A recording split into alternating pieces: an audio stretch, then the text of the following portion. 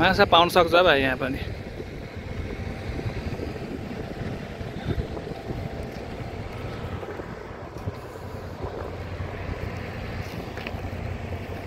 हामी चाहिँ अब फर्केको रुमतिर। आज चाहिँ यस्तो गर्मी भयो क्या होइन। हिजो चाहिँ त्यस्तो घाम लाग्यो भने त्यस्तो गर्मी फिल भएको थिएन। आज त हप्प होइन, एकदम बालुवाहरू पनि उडिरहेको छ।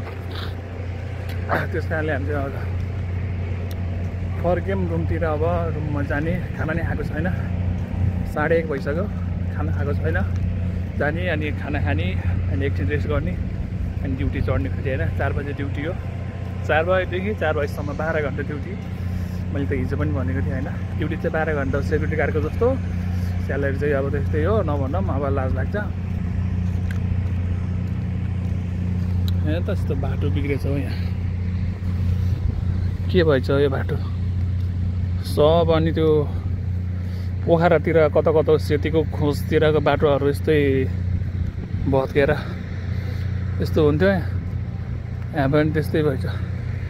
यो 40 टनको हाइड्रा क्रेन, तर त्यस्तो सानो छ होइन। यसको चाहिँ अब क्यापेसिटी भनेको 40 टन्स के। त्यो बाटो के भएछ, पक्कै झरेछ हो।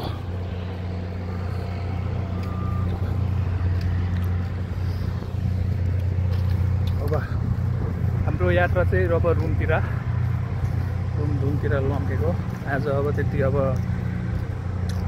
भिडियोहरू अब क्याप्चर गर्न पनि सकेन गर्मीले गर्दा। अब म त त्यस्तो अब के अरे प्रोफेसनल अब त्यो कन्टेन्ट क्रिएटर पनि होइन, भ्लगर पनि होइन। त्यस्तो भ्लगरै मात्रै गरेर हिँड्दा पनि छैन। अब काम पनि गर्नु पऱ्यो, ड्युटी गर्नु पऱ्यो। 12 घन्टा ड्युटी हुन्छ। 12 घन्टा म सुत्यो भनेको 4 घन्टा हो सधैँ। 4 घन्टा सुतिन्छ, 6 बजे सुतिन्छ। 6 बजे सुतेपछि अनि 10 बजे उठिन्छ।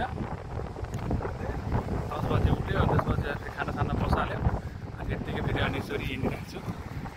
हिँड्यो भिडियोहरू बनाउँछु, त्यही हो। तर मेरो भिडियोलाई चाहिँ होइन, सब्सक्राइब एन्ड लाइक गर्न चाहिँ नभुल्नु होला होइन। सब्सक्राइब एन्ड लाइक कमेन्ट गर्न चाहिँ एकदम निःशुल्क रहेको छ, कुनै पनि शुल्क लाग्ने छैन। यति चाहिँ गरिदिनु होला।